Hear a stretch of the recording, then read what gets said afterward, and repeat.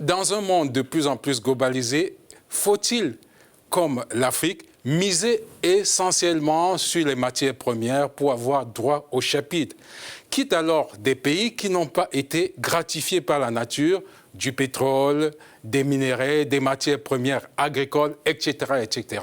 Eh bien, beaucoup de leaders éclairés, visionnaires et mus par le bien-être de leur peuple ont compris qu'en l'absence des richesses pétrolières et minières, l'on peut user du capital humain et transformer ce qui apparaît comme des obstacles en avantages décisifs et attirer les investissements directs étrangers et faire la différence. Aujourd'hui, le business des passeports est devenu très lucratif pour certains pays qui en ont fait un atout décisif pour leur développement. Pionniers en la matière, des pays souvent anonymes et dépourvus de richesses minières, comme dans les Caraïbes, ont mis en place des programmes de citoyenneté. En d'autres termes, moyennant des investissements ou déboursant des fortes sommes d'argent, vous obtenez une deuxième nationalité à même de vous octroyer de nombreux avantages. À cet égard, je vous invite à découvrir cette promotion d'une destination dans les Caraïbes. Si vous cherchez une deuxième nationalité et un passeport permettant d'accéder à 135 pays et territoires à travers le monde, St. Kitts et Nevis est peut-être ce que vous recherchez.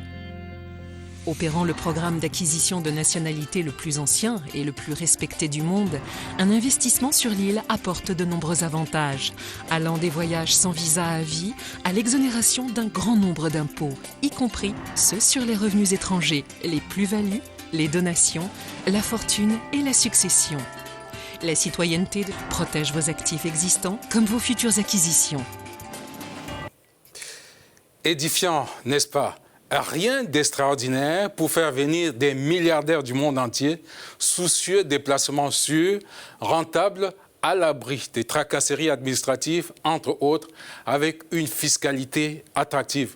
Même s'il faut relever les cas exceptionnels, parlant des pays africains comme Maurice ou encore les Seychelles, la plupart des pays africains ont hérissé, pour ainsi dire, d'espèces de barbelés de tracasseries à leurs frontières pour accéder au passeport ou encore à la nationalité. N'en parlons plus du climat des affaires qui est alourdi davantage par une corruption rampante et très nocive.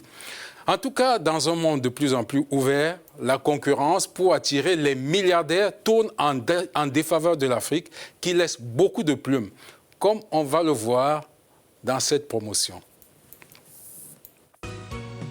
En effet, des investisseurs du monde entier, voulant acquérir une seconde citoyenneté, provenant de plus de 55 pays, ont déjà saisi l'opportunité d'investir à Antigua.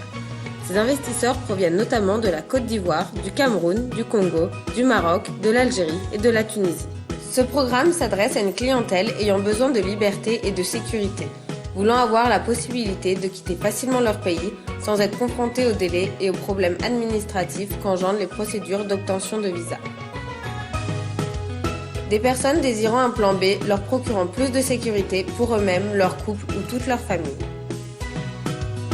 La deuxième citoyenneté qu'offre Antigua vous donne effectivement le droit de voyager dans 134 pays sans visa, dont le Canada, le Royaume-Uni, l'Europe avec son espace Schengen, Hong Kong ou encore l'Afrique du Sud.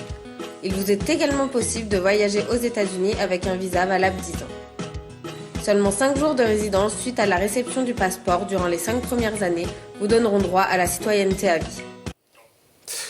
Mais il faut préciser, madame, monsieur, que nous ne sommes pas naïfs pour savoir qu'il existe des abus.